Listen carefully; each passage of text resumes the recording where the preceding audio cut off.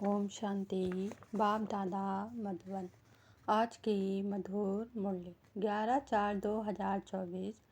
मीठे बच्चे, यह बना बनाया नाटक है। इस नाटक से एक भी आत्मा छूट नहीं सकती। मोक्ष किसी को मिल नहीं सकता।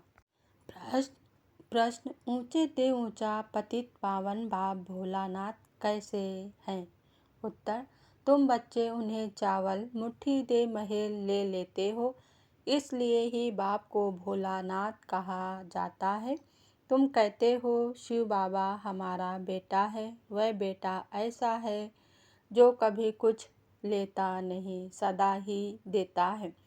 भक्ति में कहते हैं जो जैसा कर्म करता है वैसा फल पाता है, परंतु भक्ति में तो अल्पकाल का मिलता है। ज्ञान में समझ से करते इसलिए सदा काल का मिलता है।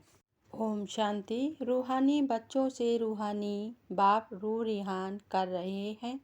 वह ऐसे कहेंगे रूहानी बाप बच्चों को राजयोग सिखला रहे हैं। तुम आए हो बेहद के बाप से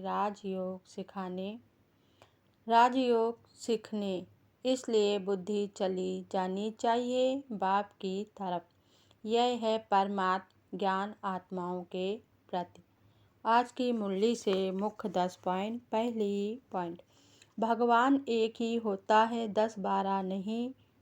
वह है ही एक, फिर मनुष्य उसको 24 अवतार कहते हैं। दूसरी पॉइंट, बाप कहते हैं बच्चे तुम पुकारते आए हो कि आकर पतियों को पावन बनाए, सबकी सद्गति करो, तो अब मैं आया हूँ। भक्ति अलग है, ज्ञान अलग है। तीसरी पॉइंट, जो पहले पहले शुरू के पाठधारी हैं वह सतयुग आदि में आते हैं। पिछाड़ी वाले देखो अभी आते ही रहते हैं। तालियां पिछाड़े तक आती रहती हैं। चौथी पॉइंट, इस समय तुम बच्चों को ज्ञान की बातें समझाई जाती हैं और सवेरे याद में बैठते हो। वह है दिल। आत्मा को अपने बाप को याद करना है, योग अक्षर छोड़ दो। पांचवी पॉइंट, बच्चों में भी नंबरवार पुरुषार्थ अनुसार समझते हैं। बेहद का नाटक कितना बड़ा है, कितनी समझने की बातें हैं। छठवीं पॉइंट, सन्यासी कहते हैं यह सुख का विष्टा के समान है, इसलिए घर बार छोड़ जंगल में चले जाते हैं। सातवीं पॉइंट, 84 का चक्र तुम लगाते हो, यह कभी बंद नहीं होता है, बना बनाया है। इसमें तुम अपने पुरुषार्थ को उड़ा कैसे सकते हो।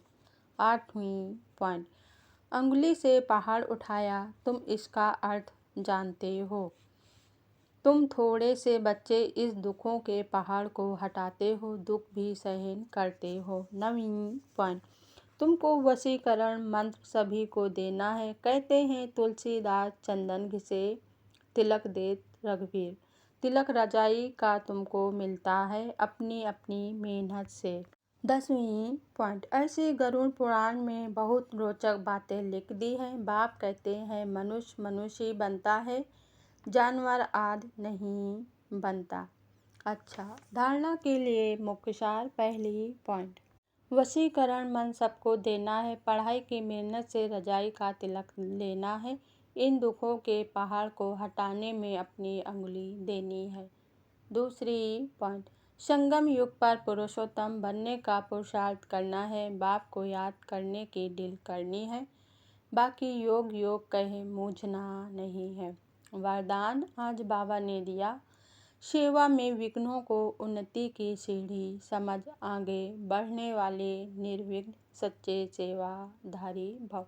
स्पष्टीकरण, सेवा ब्राह्मण जीवन को सदा निर्विघ्न बनाने का साधन भी है, और फिर सेवा में ही विघ्नों का पेपर भी ज़्यादा आता है। निर्विघ्न सेवाधारी को सच्चा सेवाधारी कहा जाता है। विघ्न आना यह भी ड्रामा में नूद है, आने ही है और आते ही रहेंगे, क्योंकि यह विघ्न व पेपर अनुभवी बनाते हैं। इसको विघ्न ना समझ अनुभव की उन्नति हो रही है। इस भाव से देखो तो उन्नति की सीढ़ी अनुभव होगी और आगे बढ़ते रहेंगे। स्लोगन आज बाबा ने दिया, विघ्न रूप नहीं विघ्न विनाशक बनो। विघ्न रूप नहीं विघ्न विनाशक बनो। ओम शांति।